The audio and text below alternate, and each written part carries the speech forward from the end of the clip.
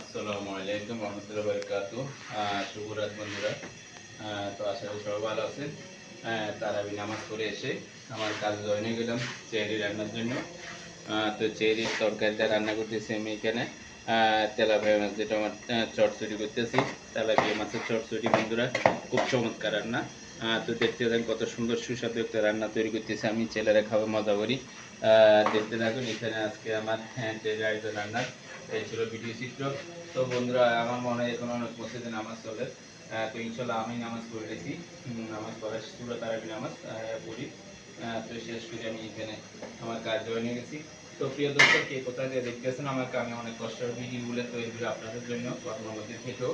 তো দেখেন তারাবি নামাজ পড়ছি, তারাবি নামাজ পড়ি এখন আজ প্রতি রাইটিং করছি, পরে তারাবি নামাজ পড়ে এসেছি ইফতার করি। এখন নামাজ শেষে আবার কাজে জয়েন গেলাম। অনেক পরিশ্রম অনেক কষ্টের ভিডিওগুলো বানায় বন্ধুরা। একটু কষ্ট করে আপনারা আমাকে একটা লাইক কমেন্ট শেয়ার দিয়ে সহযোগিতা করবেন।